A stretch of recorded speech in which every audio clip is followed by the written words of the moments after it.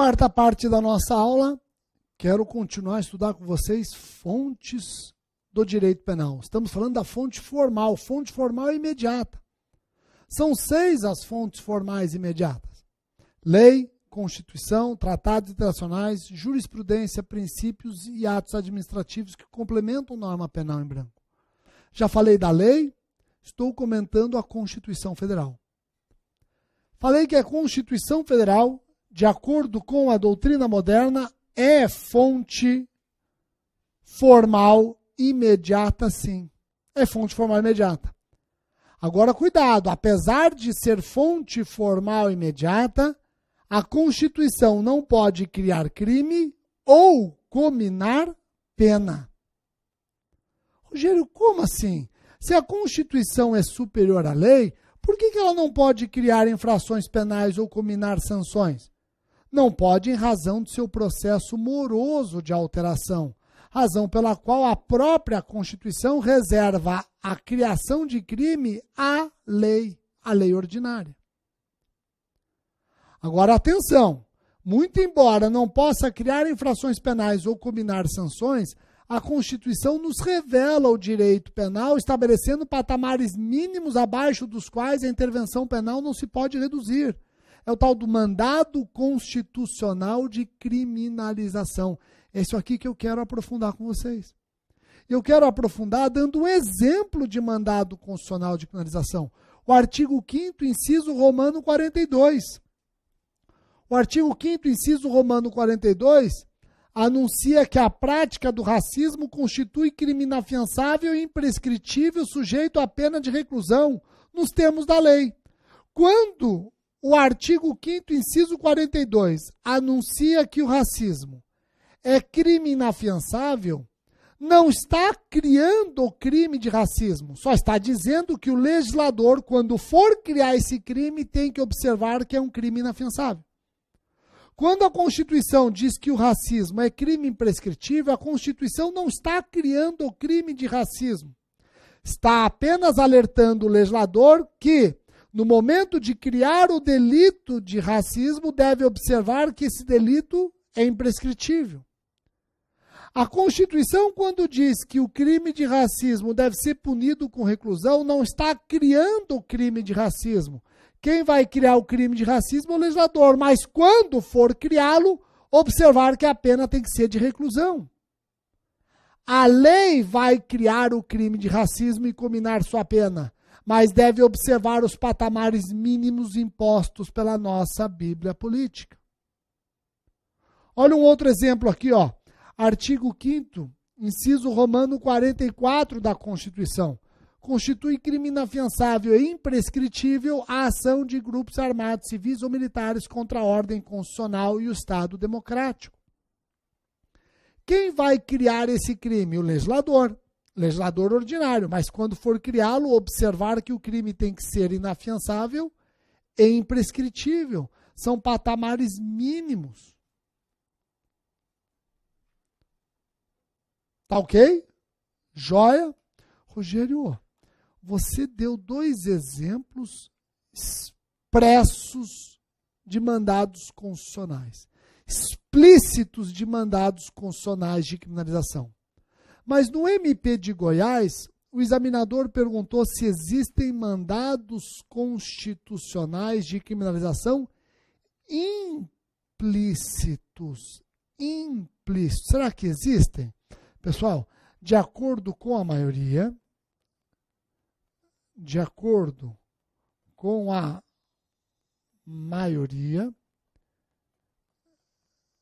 existem mandados constitucionais de criminalização implícitos, com a finalidade de evitar a intervenção insuficiente do Estado. com a finalidade de evitar a intervenção insuficiente do Estado. Aparece como imperativo de tutela. Imperativo de tutela. Imperativo de tutela. Então, nós temos mandados constitucionais de criminalização explícitos, já dei 2 exemplos, e mandados constitucionais de criminalização implícitos. Pô, Rogério, me dá um exemplo de mandado constitucional de criminalização implícito. Pessoal, o legislador jamais poderia retirar o crime de homicídio do nosso ordenamento jurídico. Por quê? Porque a Constituição garante o direito à vida. O direito à vida é um mandado constitucional de criminalização implícito do homicídio. É mandado constitucional de criminalização implícito do homicídio. De criminalização implícito do homicídio. Aliás, com base nesse mandado constitucional de criminalização implícito, questiona-se a constitucionalidade das propostas de legalização do aborto. Com base nesse mesmo mandado, com base nesse mesmo mandado,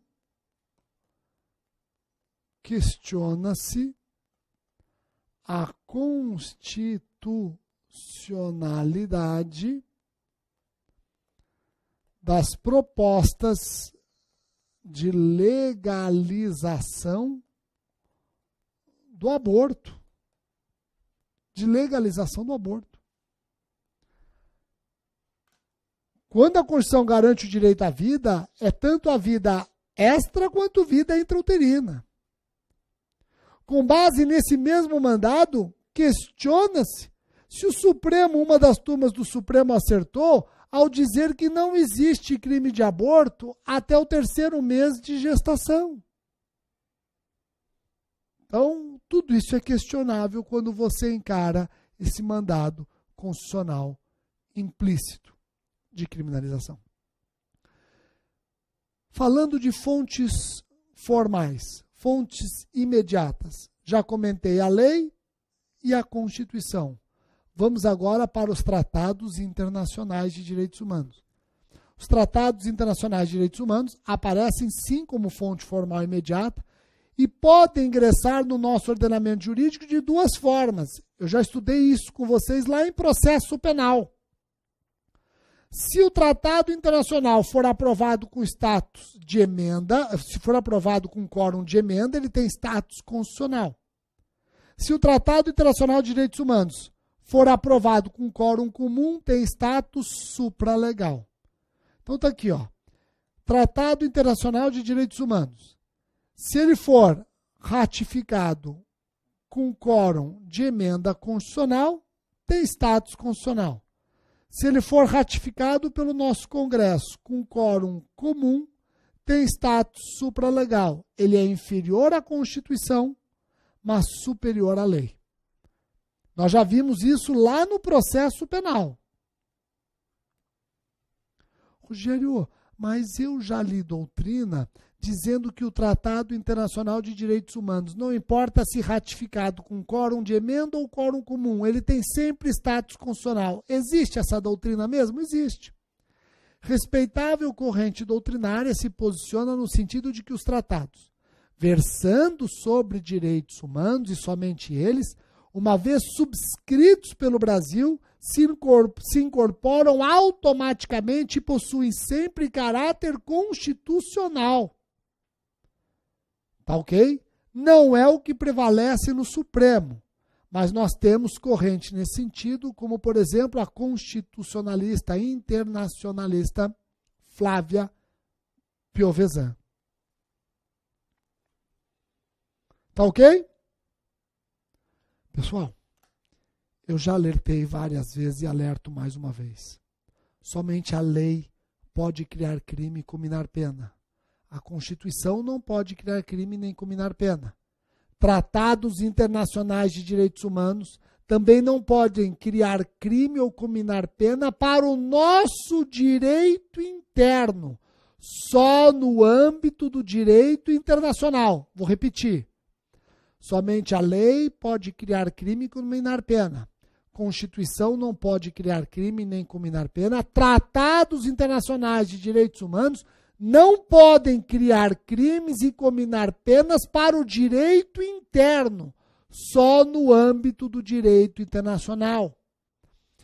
Importante esclarecer que os tratados e convenções não são instrumentos hábeis à criação de crimes ou combinação de penas para o direito interno, apenas para o direito internacional a ser julgado por um tribunal internacional. Tá ok? Isso já foi, inclusive, ratificado pelo Supremo. Antes das leis 12.694/2012 e 12.850/2013, que definiram sucessivamente organização criminosa, o Supremo manifestou-se pela inadmissibilidade da utilização do conceito de organização criminosa dada pela Convenção de Palermo, trancando a ação penal que deu origem à impetração em face da tipicidade da conduta. Rogério, o que é isso? O Ministério Público de São Paulo estava processando pessoas por lavagem de dinheiro, fruto de organização criminosa. E o Brasil não definiu, naquela época, a organização criminosa. E o MP utilizou a definição da Convenção de Palermo.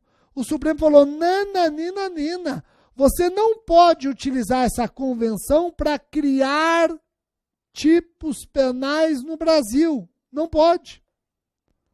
As convenções e os tratados nacionais criam tipos penais para o direito internacional, não para o direito interno. O direito interno precisa de lei. Compreendeu? Joia? Pessoal, falando dos tratados internacionais de direitos humanos, você já sabe que esses tratados não criam crime nem combinam pena para o direito interno, mas são muito utilizados no Supremo e no STJ no que diz respeito ao direito penal não incriminador. Vou te dar um exemplo. Há quem sustente que a punição da conduta de desacato seja incompatível com a legislação internacional de que o Brasil faz parte. A Convenção Americana sobre Direitos Humanos, aderida pelo Brasil, garante no artigo 13 a liberdade de pensamento e expressão. E a Comissão Interamericana de Direitos Humanos já se manifestou no sentido de que a legislação de desacato vigente no continente americano contraria os termos da Convenção. Pessoal, com base nessa lição, o STJ, no final de 2016, uma das turmas decidiu que o crime de desacato é inconvencional, contraria convenções aderidas pelo Brasil. Não devemos punir o desacato para obedecer compromissos internacionais. Aquilo que você pode imaginar que desacato deve ser tratado como crime contra a honra, não desacato. Desacato viola convenções internacionais. O STJ fez um controle de convencionalidade. Falou que o crime de desacato não coaduna com a Convenção Americana sobre Direitos Humanos. Quando alguém xinga um policial, isso não deve ser desacato. Também não estou dizendo que não deve ser punido. Deve ser punido como crime contra a honra, como ameaça ou que o valha, mas não como desacato. Compreendeu? Joia? Essa decisão é de uma turma do STJ, está sendo muito criticada. Não sei se a seção criminal correspondente ratificaria isso. Também não sei se o STF embarcaria nessa toada, tá ok? Joia? Pessoal, já falamos da fonte formal imediata à lei, única e incriminadora. Já falamos da fonte formal imediata à Constituição. Já falamos da fonte formal imediata a tratados de direitos humanos, tratados internacionais de direitos humanos. Vamos para a quarta fonte formal imediata, a jurisprudência. De acordo com a doutrina moderna, a jurisprudência é fonte formal imediata. A jurisprudência revela direito penal. A jurisprudência revela direito penal, podendo, inclusive, ter caráter vinculante. Ter caráter vinculante. Podendo, inclusive, ter caráter vinculante. Pô, Rogério, me dá um exemplo de uma jurisprudência revelando direito penal, mesmo que não tenha caráter vinculante. O exemplo é simples. Abre o artigo 71 do Código Penal. Artigo 71 que anuncia a continuidade delitiva. O artigo 71 diz que considera-se crime continuado quando o agente, mediante mais de uma ação ou omissão, pratica 2 ou mais crimes da mesma espécie e pelas mesmas condições de tempo. Pelas mesmas condições de tempo? O que significa mesmas condições de tempo? A lei não diz o que se entende por mesmas condições de tempo. A jurisprudência fala que entre o primeiro e o último crime da continuidade não deve suplantar 30 dias. Quem está revelando isso para a gente? A jurisprudência. Quem está revelando o que significa mesmas condições de tempo na continuidade delitiva? A jurisprudência. A jurisprudência diz que entre o primeiro e o último crime na continuidade não pode suplantar 30 dias. Quem diz isso? A jurisprudência. É a jurisprudência revelando o direito penal. Vamos para a próxima fonte formal imediata. Princípios. Princípios. Então, se você comparar doutrina clássica com a doutrina moderna, vai perceber que para a doutrina clássica, o princípio aparece como fonte formal imediata. Já para a doutrina moderna, fonte formal imediata. E a doutrina moderna tem razão. Não raras vezes os tribunais absolvem ou reduzem penas com fundamento em princípios. Não raras vezes os tribunais absolvem ou reduzem penas com base em princípios. É só você lembrar do princípio da insignificância, que aparece como causa de atipicidade material. Você vai dizer que o princípio da insignificância não é fonte formal imediata? Claro que é. E por fim, como última fonte formal imediata, eu tenho o quê? Os atos administrativos. Os atos administrativos aparecem como fonte formal imediata quando complementam norma penal em branco. A lei de drogas, por exemplo, é complementada por uma portaria da Anvisa.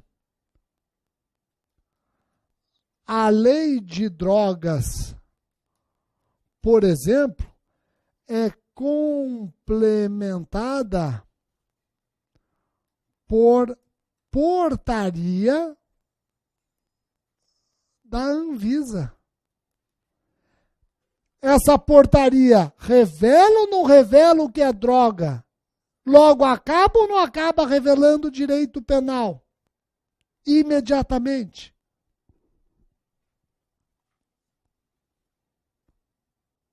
Tá ok? Então, nós já estudamos as fontes formais imediatas de acordo com a doutrina moderna, que são 6. Falta estudar a única fonte formal mediata. Qual é a única fonte formal mediata? A doutrina. A doutrina.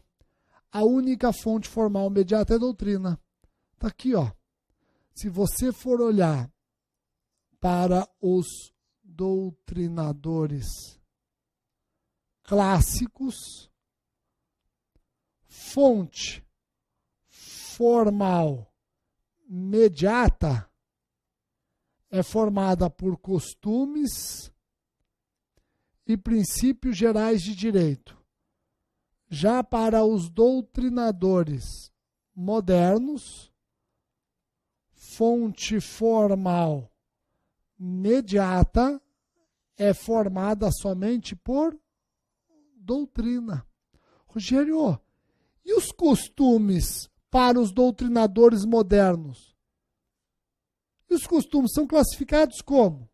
São classificados como fontes informais do direito penal. Para a doutrina moderna, os costumes são classificados como fontes informais do direito penal. Fontes informais do direito penal. Na nossa terceira aula, eu vou aprofundar com vocês os costumes no direito penal. Na nossa terceira aula, eu vou explorar com vocês os costumes no direito penal. Tá ok? Então eu encerro fontes do direito penal.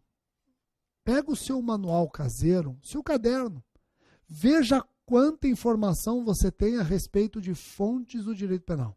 E com isso eu cumpro a promessa que eu fiz no bloco de apresentação. Qual foi a promessa? Que você termine a aula com a sensação de que pelo menos 50% do que eu falei você não lembrava ou não sabia. Muita novidade, muita novidade. A sua prova vai ser uma prova diferente do seu concorrente, certamente. Eu quero estudar com vocês agora características da lei penal. Isso despenca em concurso, principalmente primeira fase. Quais são as características da lei penal? A lei penal tem 4 características. Característica da exclusividade, imperatividade, generalidade e impessoalidade. Rogério, o que significa a característica da exclusividade? Somente lei define crime e comina pena. Somente lei cria crime e comina pena. Já falei isso quando discutimos fontes do direito e agora eu apenas relembro. Característica da exclusividade: somente lei define crime e comina pena. Imperatividade: é imposta a todos independentemente da vontade de cada um. É imposta a todos independentemente da vontade de cada um. Imposta a todos independentemente da vontade de cada um. A próxima característica: generalidade. Todos devem acatamento à lei penal. Todos devem acatamento à lei penal. Rogério, até os inimputáveis? Sim, até os inimputáveis. Se eles descumprem a lei, são passíveis de medida de segurança. E eu tenho ainda a característica da impessoalidade. A lei dirige-se abstratamente a fatos futuros e não a pessoas. Dirige-se